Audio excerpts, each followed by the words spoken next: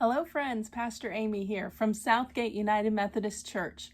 It is Wednesday, September 8th, and in just a few days, we are going to be observing here in this country 20 years since the attack on September 11th, 2001. If you were alive on that day 20 years ago, you no doubt know exactly where you were and what you were doing when you heard the news that passenger airplanes have been weaponized to perform acts of terror in this country and flown into buildings. I was in college at the time, and I remember getting ready for class in the morning and getting a phone call from my mom telling me to turn on the TV. And I did just as the first tower was beginning to collapse. And it's not an exaggeration to say that my whole worldview was transformed in that moment. That later that week, on that Sunday, I went to church. And in church, we had a time of grieving and mourning together. And we were each given a stone, a rock, kind of like this one. And we were encouraged to take that stone as a stone of remembrance. In Hebrew, it's called an Ebenezer, a very ancient tradition of placing a stone somewhere in remembrance of something important.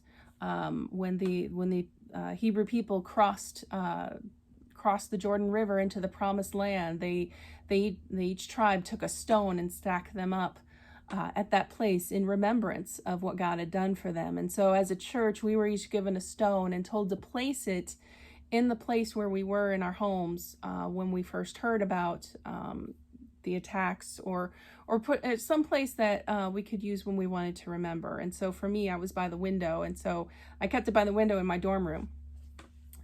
And I think about all of the challenging things that we as a country and as a world have faced over the past 20 years. Shortly after September 11th attacks, there was going to war in Afghanistan, and not long after that in Iraq. There was financial collapse. There was more and more mass shootings in schools and in theaters and in churches and in public places. We've had hurricanes hit us in the New Orleans years ago and more recently, and the Eastern Seaboard. We've had wildfires throughout the country. Climate change being a driving factor in that. And then on top of that, many of us are either going to school or working full time or caring for children or caring for elderly parents. Some of us are dealing with mental illness, with addiction, with all kinds of things. And we can't hold it all.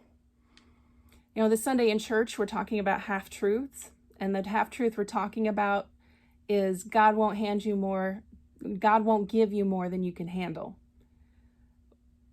And this is all before a global pandemic. Just throw out a whole other pile of rocks on top of that, right?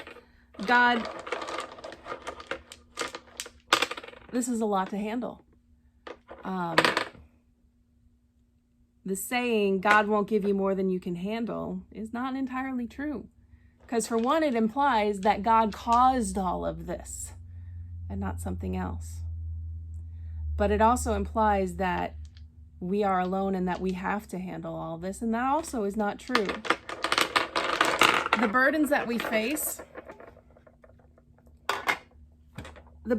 face are not ours to handle alone. God helps us carry them. God sends people in our lives to offer us comfort and care, professionals as well as family and friends.